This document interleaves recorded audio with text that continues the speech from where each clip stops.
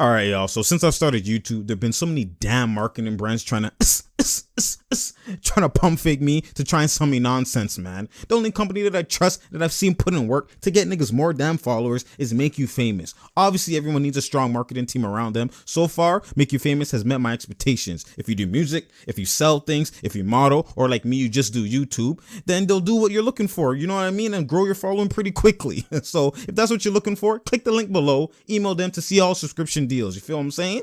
And no, I'm not being paid to say this shit, man. It's your boy Banks. Come on now. All I do is true talks. You feel me? What up, YouTube? It's your boy Banks. And we back in the building, you feel me? It's True Talks. Cause True Talks, alright? Let's get straight right into it. So, last night was the NBA Awards. You know what I mean? Hopefully you're not under a rock and you've seen the NBA Awards. Even if you don't see it, if you didn't see it, at least you know what's going on, what the trending topics are of the awards. A lot of things happen. A lot of awards that you've seen happen and been given out was expected, but there's a lot of talk and kind of conversation between this person should have won. Oh, what happened with this? So the main ones that I'm going to talk about is basically the Executive of the Year and the MVP. Those are the trending ones, the ones that is like, people are like, oh my God, this person should have won, this person shouldn't have won, etc., etc., etc. So I'm just going to go and give a breakdown into those, talk about those. You already know. So let's get straight right into it. So as you know, the Executive of the Year, right? So Executive of the Year is basically the top executive for who turned their team around, who put their team on the map, etc. Right? A lot of things go into it, but it's mainly just, don't forget, the context is these are regular season awards, okay? These are regular season awards, all right? So the Executive of the Year, so if we go to the list, let's go check it out right now. We see that John Horst, Milwaukee, the Bucks executive, has won Executive of the Year, 72 points. Beat Denver. Denver came in second, only beat them by 3 points. So Tim Conley came second. And then Lawrence Frank and the Clippers came third. And then Masai came fourth. So a lot of people are questioning Masai. They're questioning, oh, how's Masai? They won the championship. Look at the moves he made. DeRozan. They got Gasol. They did this. They did that. They did all this kind of stuff. How the hell are they fourth? Now, I have to give people perspective, okay? One, the Kawhi Leonard trade and all those things actually paid off in the playoffs. Because the regular season, they actually went down. People need to understand that. With DeRozan and them, they had the number 1 seed in the conference, okay? In the Eastern Conference last year. That's why it was such a big deal when they got swept. When they traded Kawhi, they traded for Gasol, they did all those moves. They had one less win. I think it was one less win than they had the previous year. So they actually became now the 2nd seed in the conference. So technically, you're not gonna, obviously the moves and stuff you did is great. And people know how it's gonna award in the playoffs, but it's a regular season award. One, they don't know. That's why they said they didn't know Raptors won the championship. If they now do it for the whole season, obviously Masai will get it because that trade turned a non-championship team into a championship team. You get what I'm saying? Which is why they said they didn't win the championship, is the reason why, if they known, and then if they could foresee the future and do it after, Masai would definitely get it because that's what matters. But in the regular season, it's just about who had the best season, right? So people need to remember that, right? It's hard to go back into time, but that's what happens. You have to actually remember it. That's why this award thing, I'll talk about that after. That's why it kind of confuses people, and that's why a lot of people don't actually tune in, because it's like, it's hard to go back into time when you just seen the finals. But anyways, we'll talk about that after. So basically, Masai did all those moves, which is great moves, but at the end of the day, his team underperformed. We know that they were load management, all this kind of stuff, but they, at the end of the day, they were a lower seed than the previous year. Okay, so you're not gonna win off of that alone, just when it comes to regular season. And then you look at Milwaukee. Milwaukee went from the 7th seed all of a sudden to the 1st seed, not only the 1st seed in the conference, but the number 1 seed in the whole NBA. That's automatically he's gonna win just off that. Come on now, like people, they were actually a championship contender, the number 1 seed. They had a better record than Golden State. Like went from 7th seed to better record than Golden State and number 1 in the conference. That's a big jump. And for instance, that's why also Denver got number 2. Denver went from not making the playoffs. They went from 9th seed. That last season they had a game to make the playoffs versus Minnesota and they lost, right? And they were the 9th seed. So they went from 9th seed to number 2 seed in the West, and it's the West. That's why it was such a 70. The votes were 3 off. You know what I'm saying? You have the Lawrence Frank, the Clippers. The Clippers, no one's seen the Clippers doing anything. They're supposed to be a lottery team, bottom of the conference, and they made the playoffs. They went to 8th seed. You know what I'm saying? With no superstar, with no star, no all-star. That's big. You know what I'm saying? That's big. For regular season, making the 8th seed, like, I think, what did they won 50 wins as the 8th seed? You know what I'm saying? Like, that's big. They were only a small. They were only a little, not too much wins off of the Raptors, and they had no superstar, no all-star. Like, that's crazy. So I'm not mad at the vote, and I can see where they went with there. I just have to give people saying, "Oh, Masai got robbed," and this. This is context. You have to understand. It's about context, man. You guys can't be biased. Can't be looking at this and that and that. It's context, okay? So that's the context that is for the Executive of the Year award. So I'm not mad with how it laid out. I'm not mad at all. So that's basically the breakdown of that. Is just people just have to think about the context. You know what I mean? That's what I do. I give you the context. It's true talks. Because true talks don't matter if I like you, if you're my boy, it doesn't matter. It's just true talks, man. It's got to be real over here and give people the context. You feel me?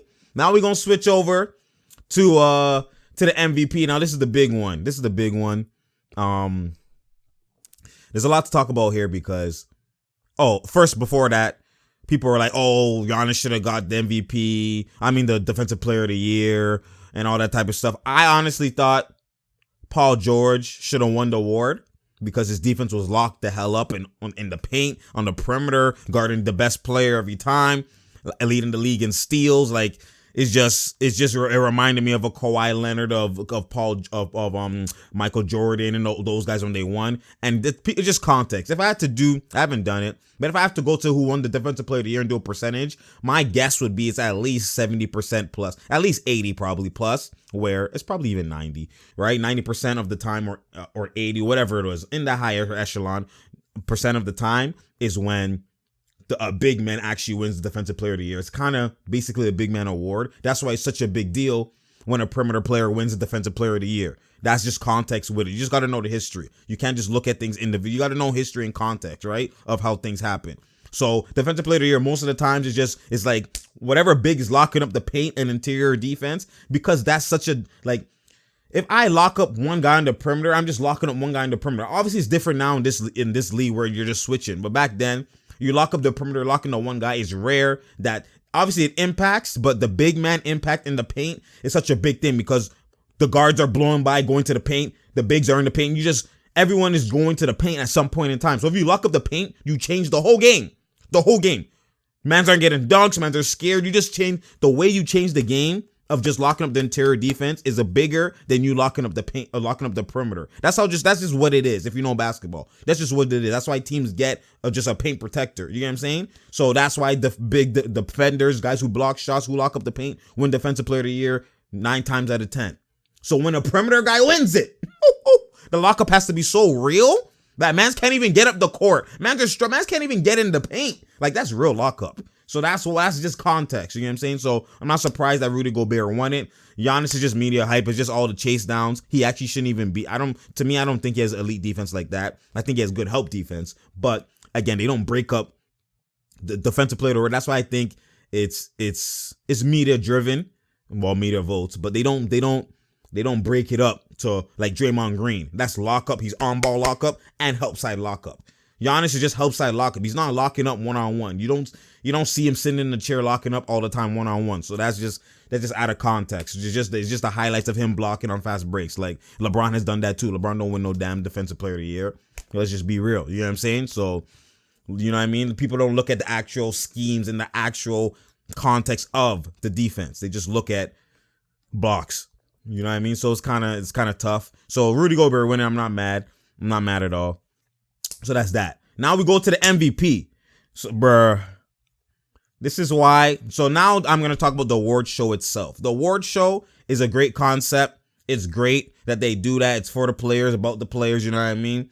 One, if you want to make it for the players and both the players, you should have players voting, but you can't because they'll be biased. So I get, well, it should be like All-Star, it's a percentage. They should change that shit. But then again, I'm not mad how they do it anyways right now. The problem is just, it's out of sight, out of mind. The regular season is out of sight at this point. When you see a man host the ring, you see the content, you see the defense and the pressure and everything in the playoffs. Like, the playoffs is the main thing we look forward to. So when that happens, now the award show is after all of that shit, you know what I'm saying? And mans don't vote after it. It's a regular season award. Like, it's hard for a lot of real basketball fans to actually watch. Obviously, you watch because you love basketball, and it's you just support it regardless. But a lot of fans, casual fans, you just seen the finals. You just literally seen Kawhi Leonard hold the trophy, get the finals MVP. So now when you see certain stuff, it's just, Giannis' MVP got padded by Kawhi. Why is he winning it?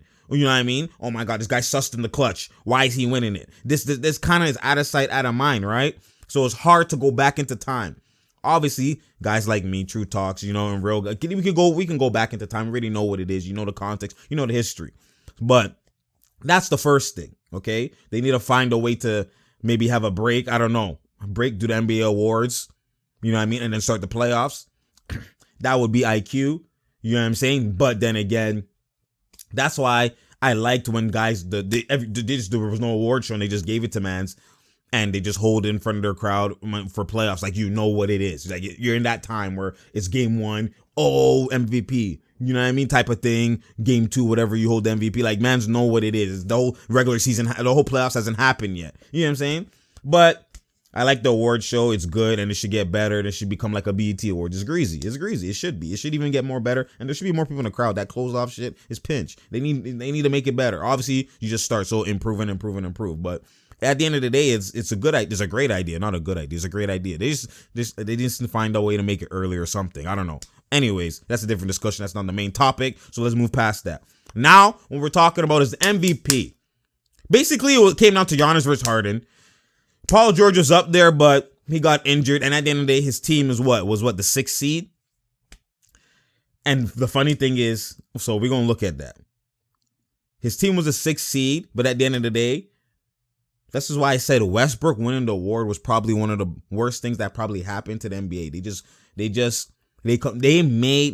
It already was confusion, but real guys knew what the MVP award actually means for NBA versus what the definition actually means. So most valuable player is not actually most valuable player. It's just the most valuable player on the best team, or that's what the name. NBA rewards winning. That's basically what it is. You know what I'm saying? Who is the most valuable player on the best team? That's what that award is, because they reward winning. Same thing with All-Star berths. They always used to reward winning. They reward winning first, which is why winning matters. It's not just stats in NBA. That's why when people just go for stats, you reward success. That's what you reward. And I'm not mad at that. That's why I'm like, because if you just give people MVP, you're going to entice them to play that doodle style, play on a bad team. I'm just going to win bare MVP awards and make up my cakes. You know what I'm saying? I like how they have done. I know it shouldn't be like that.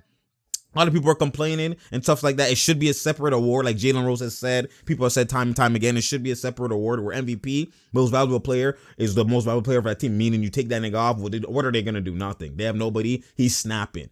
But at the end of the day, if you bring context into it, most players that snap, there's so many players that snap on bum teams because there's who's taking shots. Look, Andrew Wiggins right now. He's snapping, getting 20 points per game, whatever, for his career. You know what I mean? Like, does that mean he's an elite player like that? They only made the playoffs when Jimmy Butler came. You know what I mean? Like, can we stop this? You know what I'm saying? Anthony Davis has been snapping on the bum team. K Love before was snapping on a bum team. Are you telling me they're MVP? You know what I'm saying? So that's what I'm saying. Like, you can't reward that, or else who's gonna want to win at the end of the day?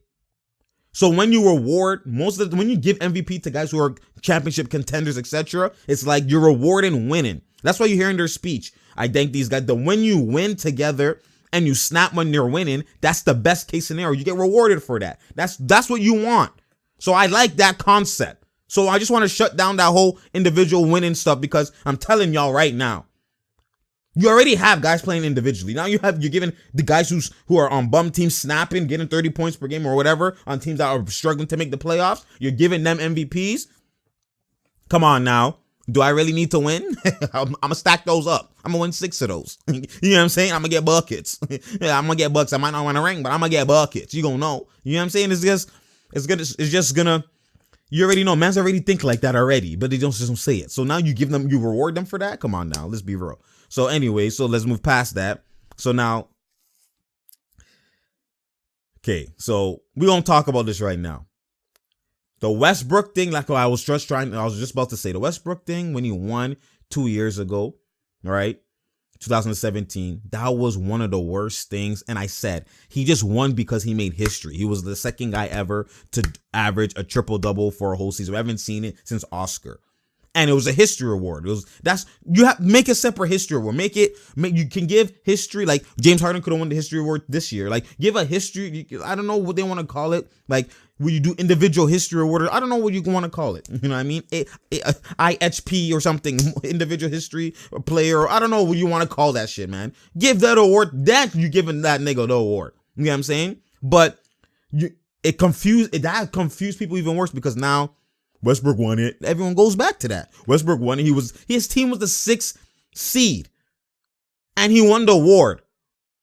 As a 6th seed. The first time that hasn't happened since what's it called? Moses Malone has won. That's history. Moses Malone has been the 6th seed to win it. And that was 1982. 35 years. That hasn't happened in 35 years. And in that 35-year span, I've done my research. In that 35-year span, everyone who has won the MVP has been the top 2. Their team has been the top 2 best in their conference, meaning the 1st seed or the 2nd seed in their conference. Or at worst, the 3rd seed. The 3rd seed has happened a small few times, but most of the times it's top 2. So let's go. Top 3. You have to be at least top 3 in your conference. Westbrook's team was the 6th best team in their conference, and I think in the whole NBA was like 10th or 11th, something like that. Come on now. 35 years for that to happen, what does that tell you? He got it because he made history. He didn't actually win the MVP award, the context of the MVP award. He made history, so they just gave it to him. Because that year, let's go to the stats. That year, Harden, his team had the number 1 seed. And he averaged almost a triple-double himself. I think it was like 29 points per game, 11 assists, and 8 rebounds. So it's not like he was far off from Westbrook. He should have won it. He was the best team. And the best player on the best, James Harden should have won it that year. He should have won it. You know what I'm saying? So like I said, every single year, if you actually look at it, there's going to be someone who was snapping on a worse team. But they don't get MVP. They're not even mentioning MVP because at the end of the day, obviously not anybody can do that, but anybody can do that. It's easier. You know what I'm saying? When you're not winning to just be snapping. It's easier to do that. So, bro, let's go back. Because man, and then at the end of the day, if you can't have your cake and eat it too. You can't have your cake and eat it too. That's what I'm trying to tell people. You can't have your cake and eat it too. You have to, at the end of the day, you can't say LeBron should have won these years and these years and these years. Oh my God, he's the best player. He should have won every single year. This. He's always the best player. You take him off the team, they're doing nothing, etc., etc., etc. But yet, in Miami with a big 3, he has 2 MVPs. Then that means you have to take those shits from him. Let's go. Look. Carmelo led the league in scoring in 2013. Well, LeBron won Finals MVP. LeBron won, most valuable player, regular season MVP. Won the regular season MVP, averaging 27 points. Carmelo that year averaged 29 points. Carmelo was a 2nd seed with the Knicks. 54 wins. But at the end of the day, I understand why LeBron won it because he was the best player on the best team who was number 1 seed. And the disparity between number 1 and number 2 seed was he had 66 wins. And that was the same season where I think they had 21 game win streak or 27. I think it was 27 game win streak. They made history or something like that season as well too. So that makes sense. You know what I'm saying? Okay, I get it. You're making history within your team. You know what I'm saying? And the disparity between 1 and 2 is that's 12 games. That's 12 games on the win column. You get what I'm saying? So it makes sense. But you can't now when LeBron's in a situation where he's losing and he's the 4th seed in the conference with the Cavs. You're now giving it to him. Oh, you take the player off that. You can't do that. You can't have your cake and eat it too. It's either you abide by what the NBA standard has as MVP, what the context is, the best player on one of the top 2 best teams. That's what we're going with. I'm a guy who says Kobe should have been one. Like we go back. Kobe averaged 35 points per game. Nash averaged 19 and 11, which is still elite as a point guard, especially for a throwback point guard. But at the end of the day, Nash's team, the Lakers team, was a 7th seed. Like you can go in every season and find a guy who was snapping on a team who was weaker. He was 7th seed. I'm like, I can't reward that. You're 7th seed. I can't, even though you're snapping, if you take that guy off the team, they're probably not even making the playoffs. Obviously, he's having 35 points per game. But at the end of the day, the Suns were the 2nd seed. That's why he won back-to-back, because they were 1st seed one year and 2nd seed a different year. And that's why they won. He won back-to-back finals, regular season MVP. It's just given. Then we go to 2014-15 where Steph Curry won it, averaging 24 points. You know what I'm saying? He averaged 24 points, but at the end of the day, his team was number 1 with 67 wins. And that was the year Harden got robbed. Harden's team won 56. He beat that team by 11 wins. And Harden was having 27, only 3 more points.